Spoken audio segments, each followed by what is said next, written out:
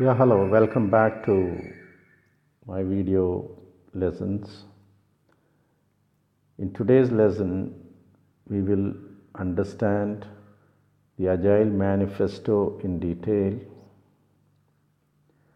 First of all, let us talk about the origins or the when did this get or why did this get documented? Because we had some time back, we had this invasion of processes into into the engineering world, where with the belief that if we write processes for everything and if we follow them, we can achieve the results. But if you really look at the products, successful products, the real people who have contributed to these successful products are brilliant engineers. So, going by the invasion of these processes, these engineers were asked to fill up forms after forms where they did not understand or they could not appreciate the value behind them, and they were pushed to the corner. Then the engineers, the engineering thought leaders grouped together, and they tried to push back because they said, to develop a product, we need brilliant people, motivated people, committed people with the right attitude to contribute to the engineering activities.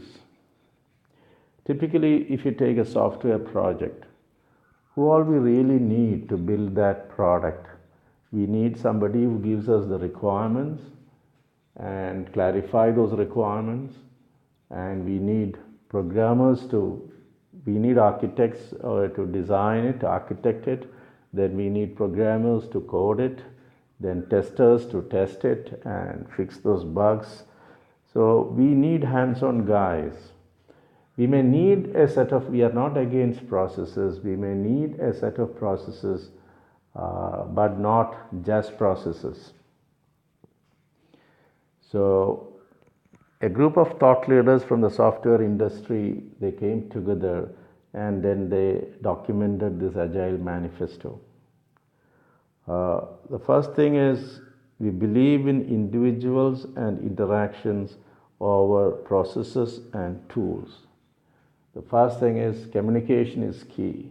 We believe in individuals and interactions among these individuals, capable individuals, over big processes and tools. And we believe in working software over comprehensive documentation, because working software is the real measure of progress. It is not just the status reports or the progress reports. If the software is working, then okay, we can be confident that we have done it. This percentage completion reports may not be that reliable. We believe in customer collaboration over contract negotiation. So great products cannot be developed in isolation by engineers alone. The customer participation is key. Typically in software product development, we have this product owner coming from representing the customer, and the product owner and the development team must work hand in glove throughout the requirement phase as well as the entire phase of the project to build that successful product for the benefit of the company, benefit of the customer, which in turn amounts to benefit to the suppliers as well. So here we are talking about the customers and the suppliers working together to build in the right spirit to build that product without discussing too much about the contractual obligations. Yes, contracts are required. When things go wrong, the contracts have value when things go wrong. Here we are talking about not allowing things to go wrong. It's about working together to build that product. We believe in responding to change over following a plan. So if you always go by the scope deviation kind of stuff, change request is fine to keep track of the changes, but if every change request ends up in a kind of negotiation and it becomes an irritant to the supplier and as well as to the customer, then the motivation levels will go for a toss. And sometimes the last minute changes are must, because products are driven by the marketing environment as well.